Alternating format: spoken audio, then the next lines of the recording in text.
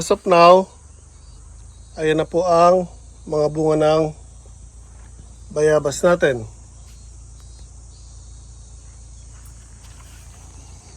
So, ito yung sa isang puno pa lang. Konti pa yan actually dahil kasi nga late na rin natin sila nilabas. Ito naman yung isang puno. Ayan, naglalabas ng mga bagong bulaklak.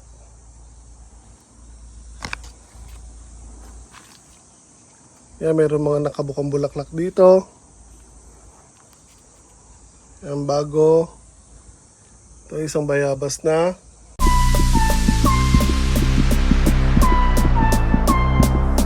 Hello everyone, blessed morning po sa inyo lahat and welcome back to my channel. So for today's video, update ko lang po kayo sa mga bayabas natin or tropical fruit trees dito po sa Japan. So ito po ang mga dati nakalagay sa loob ng mini greenhouse natin na nilabas natin dito sa may garden dahil summer na po. So silipin natin mga bayabas ko.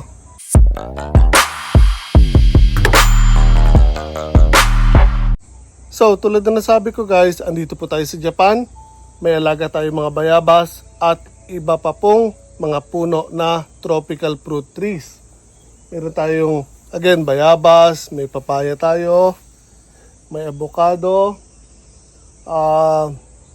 jabuticaba, may malunggay tayo, meron tayong suha, meron pa tayo isang klase ng bayabas doon, yung maliliit pero pink ang laman, may kalamansi, may mangga, ano pa ba? May saging, may mansanas tayo pero nakalagay lang sa pot.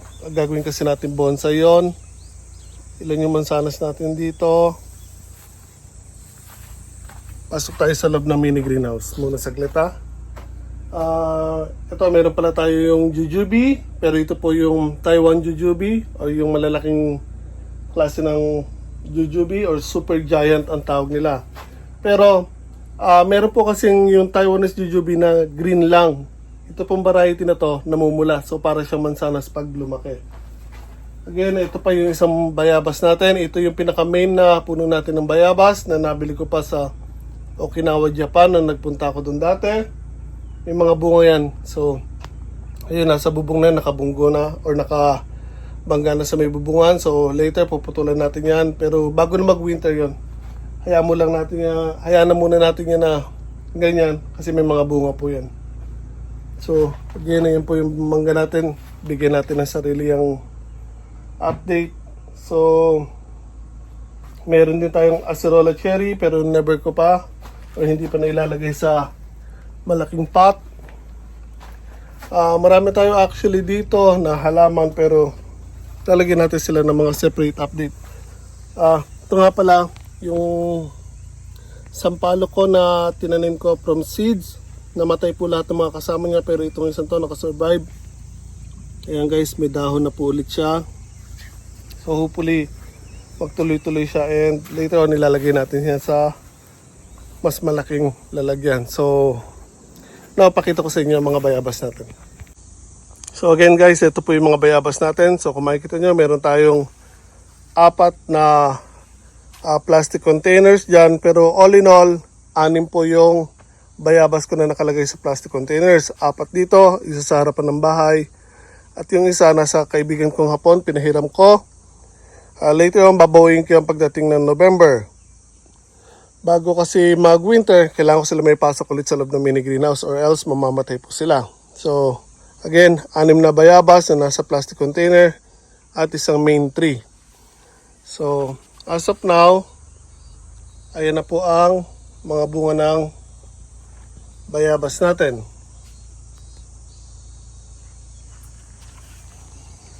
So, ito yung sa isang puno pa lang.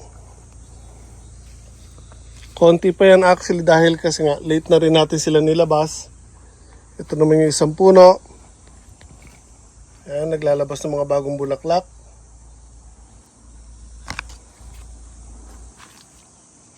Ayan, mayroon mga nakabukang bulaklak dito. Ayan, bago. Ito isang bayabas na. So, sa mga gusto mag-alaga ng tropical fruit trees or bayabas, ito isang tip lang sa inyo. Again, ilagay nyo sa plastic container, tapos hayaan nyo lang siya dyan lumaki again. Hindi po pala, ilagay nyo lang po siya sa plastic container dahil pag sa winter po, mas madali nyo silang maipapasok sa mini greenhouse or loob ng bahay. And pag tumatas ng ganyan yan, or pag umahaba na yung mga branches niya, para mas mabilis siyang magbulaklak at magbunga, putulin yung dulo. Huwag niyong hayaang sumobra ang haba. Kailangan niyo silang i-trim. Or kaya ito, pag nakita niyo may bulaklak na, ito itong dulo na talbos niya, putulin niyo. Para mas mag-concentrate siya sa pag-develop ng bunga ng bayabas, hindi para sa patuloy na paghaba po ng branches niya. Here's the other one. Dito may bunga rin tayo dyan. Bagong bulaklak. Bunga ng bayabas. Meron pa dito. Here. Kita ba? Madilim. Ayan. So again, nailabas ko sila, late na po. Kaya late na po sila nagbulaklakan. Pero ito ang pinakamaraming binunga sa kanila. Again, ayan po, nasa 45 liters na plastic container. Yan po yung mga bayabas natin. Okay, yung isa. Ito. So sa lahat ng puno ko, ito yung kauna-unahan nagbunga na nasa plastic container. Ang kauna-unahan actually, yung main tree natin nandun sa loob, which is ganito ng kalaki yung bunga niyang bayabas. Yan pa, ang daming bunga nito actually guys. And habang tumatagal, maglalabas pa rin po ng mga bulaklak ang mga yan. So again, kapag humahaba na yung mga branches ng mga puno ng bayabas nyo at nagbulaklak na, tanggalin yung dulo para mag-concentrate na siya sa pagpapalaki ng bunga niya at hindi sa pag-extend ng mga branches. So pag tinanggal niyo yung mga bagong leaves niya, mas magpo-focus siya sa paglabas ng side shoots and doon lalabas yung mga bagong bulaklak ng bayabas. So, ang bayabas ko more than 8 years na? 9 years? Wait, saglit lang guys. Yeah, I think 8 years na. So, nabili ko siya, yung main tree ko, nung nagpunta ako ng Okinawa, wala pang 1 metro ang taas. Then, pinatakubing ko or pinadeliver ko via mail or post office. Then, one day lang actually, the following day, andito na rin agad. So, morning ko pinadeliver anong binili ko sa Okinawa, then pinadeliver agad. Then the next day, habang nasa Okinawa pa ako, andito na yung bayabas. So, pinadami po natin siya. So, nilagay lang natin siya sa plastic container. Then actually, naiwanan ko siya one time nung nakalipat na kami dito nung first time namin nakuha tong bahay. Wala pa tong mini greenhouse. So, nilagay ko lahat ng tropical fruit trees ko sa labas. Nakalera dyan. Wala pa to again. Nung first time namin nakuha tong bahay na to, nasa loob kasi sila ng bahay. Then, nilabas ko dyan.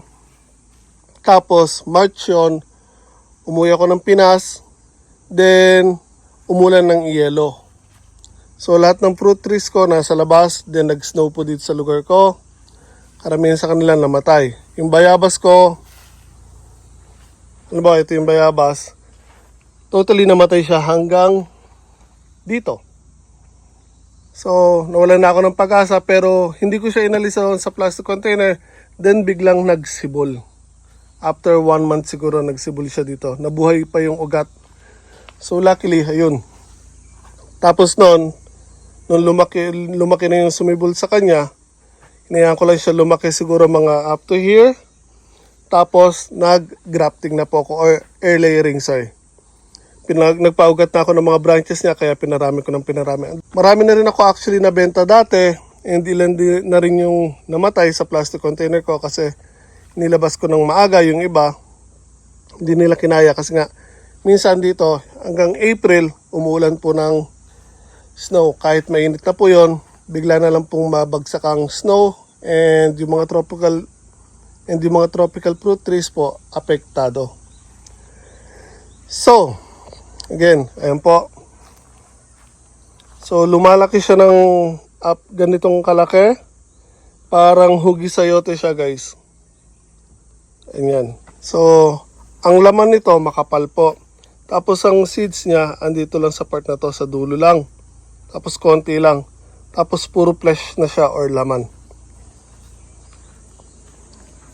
So, kung nakikita nyo, kayang-kaya po mag-alaga ng tropical fruit trees dito sa Japan. Again, ayun po yung bunga ng bayabas. Kita nyo ba? Ayun. Not sure kung kita sa camera. Ito pa po. Ayan. So, sorry. Nabangga ko yung mangga ko. Ayan. So, meron pa dun sa likod. And again, itong kauna-unahan na nagbunga. So, March pa lang, may bulaklak na siya. Nilabas ko yung mga nasa paso ko. I think by mid-April or end of April na. So, dito mas maaga sila nagbubulaklak kasi yung temperature dito sa loob ng mini greenhouse mas mainit kasi sa labas. Dito kasi again sa Japan, sa lugar ko, kahit April na, minsan nag-i-snow pa rin. And yung temperature niya, uminit man sa umaga, pagdating ng gabi at madaling araw, lumalamig pa rin. So, mas madaling nagbubulaklak or lumalaki yung mga halaman pag nasa loob ng mini greenhouse. So, sobrang busy rin natin dahil doon sa bagong farm. Kaya, yung mga halaman ko dito, late ko na po nailabas. So again, simple update lang to guys. Pinakita ko lang sa inyo ang bayabas natin dahil tagal na rin na hindi ko sila binibigyan ng update. I think nakita nyo lang sila nung nilabas ko lang mula dito sa mini greenhouse. Nilabas ko doon sa garden and ito na po yung kasunod. So there, ayun po yung mga bayabas natin and hopefully na gusto nyo po simple binahagi ko sa inyo. I'll keep on posting sa mga updates. Hopefully pag may oras tayo kasi nga again hanggang ngayon nakapokus pa rin tayo sa bagong property or bagong garden, kaya doon halos nauubos ang oras ko na. Kaya halos lahat ng mga halaman ko dito, pati garden ko, walang updates. Tapos wala ring active na nangyayari tulad ng garden ko dito. Wala po nakatanim after ma-harvest yung mga sibuyas, which is here. Ayan pa rin. Yun na lang po yung natitira. Marami pa rin po yan sa mga 30 heads na tinanim natin. And yun, again, focus tayo ngayon sa bagong property. Kaya dito wala po nangyayari ngayon. So, hopefully na gusto niyo po simple binahagi ko. And kung magagawa niyo naman po, pakilike naman po video nito. Share sa mga kaibigan niyo. Subscribe na rin po sa channel ko. Aking tulong po yung para sa akin. Ingat po talaga palagi.